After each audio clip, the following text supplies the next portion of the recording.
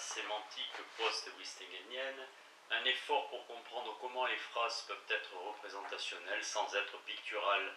Le même problème taraudant, comme nous le savons, la philosophie de l'art. Souvenez-vous de l'attirance irrésistible traditionnellement exercée par la conception d'après laquelle la poésie devrait se conformer au modèle de la peinture. Ut pictura poesis. Mais comme me l'a montré notre discussion, même dans le cas de l'art mimétique, le fait qu'il soit imitatif n'implique pas qu'il existe nécessairement quelque chose qui lui corresponde. La correspondance ne devient une condition importante de la représentation qu'à partir du moment où se posent des questions de vérité et de fausseté. En tout état de cause, la question de savoir comment les œuvres d'art peuvent correspondre à la réalité, et plus fondamentalement celle de savoir s'il s'agit là d'un problème pertinent, nous intéresse moins pour l'instant que le problème de la différence entre la réalité et l'art. Comme nous avons essayé de le montrer, cette différence réside sans doute dans le fait que l'art se distingue de la réalité de la même manière que le langage, lorsqu'il est utilisé de façon descriptive. Il est donc au moins légitime de se demander si une œuvre d'art est vraie ou non. Cela ne signifie nullement que l'art soit un langage, mais uniquement qu'il possède la même ontologie et que le contraste entre réalité et art est le même qu'entre réalité et discours. Pour cette raison, pas plus qu'on ne saurait imaginer un monde comportant uniquement des ombres, on ne saurait en concevoir un constitué uniquement d'œuvres d'art. On pourrait en revanche concevoir un monde qui ne comporte pas d'œuvres d'art, ou du moins rien à quoi les habitants se référeraient comme étant des œuvres d'art. Un tel monde serait tout simplement un monde dans lequel il n'existe pas encore de concept de réalité. La valeur philosophique de l'art réside dans le fait historique qu'en émergeant, il faisait du même coup accéder le concept de réalité à la conscience des hommes. Bien entendu, toutes ces considérations ne nous ont pas tant livré une définition philosophique de l'art que montrer pourquoi la définition de l'art est une question philosophique. Dans la mesure où la classe des objets définissables par leurs propriétés représentationnelles, c'est-à-dire des objets qui sont à propos de quelque chose, ou pour lesquels la question de savoir à propos de quoi ils sont est logiquement pertinente, est beaucoup plus vaste que celle des œuvres d'art, le problème consistant à spécifier ce qui différencie ces dernières des autres, vecteurs de la représentation, est au moins aussi important que la question de la distinction entre œuvres d'art et objets réels, et je m'y attellerai au chapitre prochain, 6. Quoi qu'il en soit, en supposant que nous ayons situé des œuvres d'art dans l'espace ontologique pertinent, nous voyons que le programme qui, en réponse au défi lancé par Platon, se propose de combler le fossé entre l'art et la réalité est mal conçu du point de vue logique. Celui qui a soutenu qu'un problème ne devrait pas signifier mais être à énoncer une sorte d'incohérence. C'est pourquoi, avant de passer à l'étape suivante de notre analyse, il peut être utile d'examiner une ou deux étonnantes tentatives dans cette direction, entreprises en toute naïveté par le monde de l'art contemporain. L'artiste Jasper Johns s'est servi pour son travail d'une classe d'objets qui semble exclure d'office l'idée qu'ils puissent être imités et qui semble donc être réels par nécessité logique, en ce sens que tout ce qui leur ressemble assez pour pouvoir en être une imitation devient immédiatement un membre de la classe dont ils font partie. Une cible, un drapeau ou un chiffre par exemple semblent être des objets qui possèdent cette propriété étonnante. Ainsi tout ce qui ressemble assez à un drapeau pour en être une représentation mimétique devient un drapeau. Il en va de même pour une cible, un chiffre ou une carte géographique. Avec de tels objets, le rêve de Pygmalion, qui est de se servir des chemins de l'art pour la création de la réalité, semble logiquement pouvoir être réalisé. C'est ainsi que les cartes géographiques dans les tableaux de Vermeer réussissent ce que ne réussissent jamais ces femmes. Celles-ci ne se métamorphosent pas pour passer du tableau à la réalité, alors que ces cartes refusent d'être des images de cartes et se changent immédiatement en ce qu'elles ne voulaient que représenter. Il faut préciser que Johns lui-même n'a connu qu'un succès partiel. Ses représentations d'ampoules et de flashs ne se sont pas transformées en des exemples effectifs de ces objets. Et son Savarin-Kahn en bronze a été un succès mitigé, comme les tableaux de Vermeer représentant des femmes et des cartes géographiques. Attardons-nous un moment à cet exemple. L'iconographie de Savarin-Kahn était facile à comprendre pour tous ceux qui étaient au fait du monde de l'art de l'époque. De Kooning avait l'habitude de conserver ses pinceaux dans des boîtes à café Savarin. et grâce au tropisme de l'émulation mondaine, elles devinrent le réceptacle favori des peintres new-yorkais pour ranger leurs pinceaux.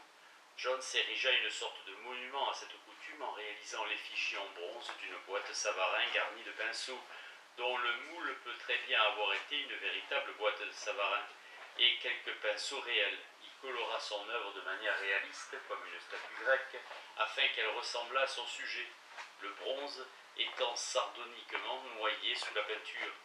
Encore une allusion malveillante à l'histoire de l'art, ou du moins à l'esthétique de l'intégrité des matériaux. Malgré cela, l'œuvre n'est pas devenue un exemplaire de la classe et de ses répliques réelles, bien que ces lettres SAVARIennes soient, elles, de vraies lettres. Elles au moins ont donc franchi la frontière et réussi à retourner, pour ainsi dire, au monde réel. Un peu comme les ombres dont le sculpteur tient compte lorsqu'il crée son œuvre, et qui sont après tout de vraies ombres. Cela dit, le problème logique reste le même qu'avant les étonnantes expérimentations de Jones. Quelle que soit la ressemblance entre une image et ce dont elle est une image, elle reste une entité appartenant à un ordre logiquement distinct, même si elle est l'image d'une image.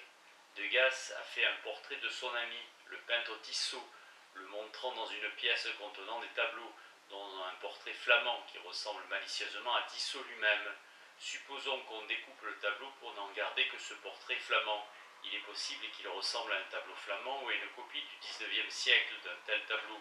Mais en réalité, il n'est ni l'un ni l'autre. Il s'agit de l'image d'un tableau flamand ressemblant à ce qu'elle dénote. Ce tableau lui-même se rapporte peut-être à quelque gentilhomme flamand, mais le fragment correspondant du tableau de Degas, consacré à Tissot, n'est pas du tout au sujet de ce gentilhomme. Il est à propos d'une peinture flamande qui, elle, est à propos d'un gentilhomme flamand. Or, nous savons que la relation de l'à propos d'eux n'est pas transitive. Pour prendre un exemple plus spectaculaire, supposons que Philippe Perlstein réalise le portrait d'un peintre de l'école de l'expressionnisme abstrait, le montrant dans son atelier, une peinture dans la veine de l'expressionnisme abstrait se trouvant placée contre le mur. Si nous la découpons, le résultat aura tout l'air d'une peinture abstraite, mais en fait, il ne s'agira que de l'image d'une telle peinture. Un exercice de plus dans la veine hyperréaliste dont Perlstein est un maître reconnu, une peinture photoréaliste d'un tableau abstrait. Pour en revenir à Jones, on peut dire la même chose à son propos. Une image d'un chiffre ayant exactement la forme d'un chiffre n'en est pas nécessairement un, et même n'en est probablement pas un. Elle dénote un chiffre, alors qu'un chiffre ne dénote pas un chiffre, mais un nombre. C'est ainsi que 2 arabes et 2 latins sont codénotationnels lorsqu'on les considère comme des chiffres appartenant à deux systèmes notationnels différents. Mais une image de 2 n'est pas une image de 2, latin, arabe, et ne lui ressemble certainement pas. La même chose vaut pour les actes géographiques et les cartes géographiques. Un tableau de Vermeer dans lequel est reproduit, disons, une carte géographique de Bornéo ne dénote pas l'île de Bornéo en tant que fragment du tableau, mais plutôt une carte dénotant cette île. La carte dans le tableau est donc au sujet de quelque chose de différent de ce à propos de quoi est la carte à laquelle elle ressemble peut-être à la perfection. Même dans le cas le plus simple, à savoir celui d'une population d'objets homogènes, d'où l'on extrait un membre quelconque pour le placer au-dessus de ses semblables, ou en face d'eux en tant qu'échantillon. L'objet choisi reste un membre de cette population homogène, ce qui est d'ailleurs indispensable s'il veut la représenter. Mais c'est justement ce qu'il fait. Il représente la population, ce qui n'est pas le cas pour les autres membres, même si n'importe lequel d'entre eux pourrait remplir la même fonction s'il était choisi à cet effet. Cette distinction logique est illustrée à merveille par quelques blagues malicieuses réalisées par Jones. Il peignit le mot dénotant une couleur donnée dans la couleur dénotée par le mot bleu en bleu, jaune en jaune, mais parfois bleu est peint en jaune, ce qui crée une sorte de fausseté autoréférentielle. Bien entendu, rien ne saurait être faux sans être à propos de quelque chose, et Jones nous amène à supposer bien imprudemment que la relation entre le mot et la couleur doit être exemplificatrice, comme lorsqu'on dit que English exemplifie un mot anglais et que écrire exemplifie un mot écrit, parler étant une mauvaise exemplification d'un mot écrit, de même que French est une mauvaise exemplification d'un mot anglais. Bien entendu, une œuvre d'art peut toujours contenir un fragment de réalité qui soit pertinent dans son cadre. On ne peut pas pour autant la réduire à cette réalité qui en fait partie. Par un fragment de réalité pertinent, je n'entends pas toutes les propriétés d'une œuvre d'art, mais uniquement celle que sa partie représentationnelle dénote. Je pense que la couleur bleue avec laquelle sont peints les termes de couleur dans le tableau de Jones, que je viens de décrire, est un tableau de cet état de fait, puisque le mot peint est ici constitué de ce qu'il dénote. La structure en question est la même que celle de ces propositions malicieuses qui ont donné naissance au fameux paradoxe sémantique, tel l'énoncé « cette phrase est fausse », qui est en même temps la réalité phrastique à propos de laquelle il est.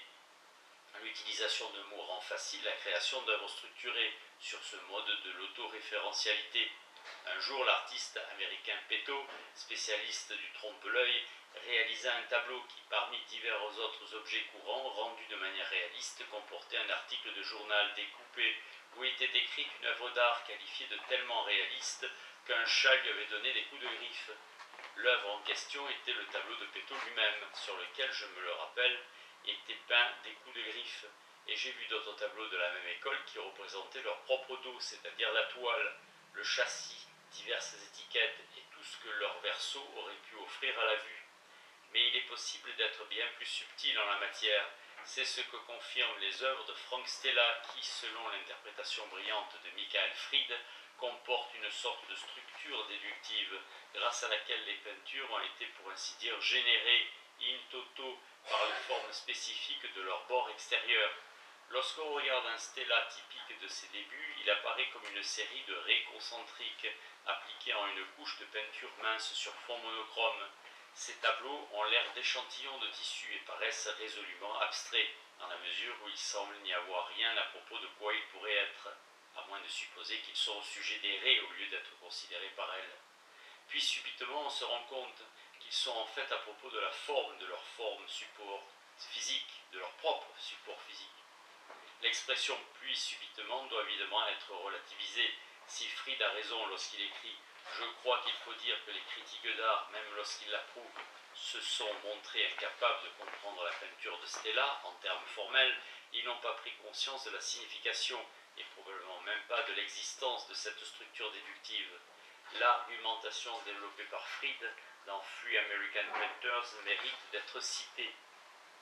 La progression de Stella au cours de ses 3 premières séries de tableaux l'a amené à utiliser d'abord la couleur noire, la couleur d'aluminium, enfin la couleur métallique cuivrée, ceci en conjonction avec les Chapit Canvas dans les 2 dernières séries.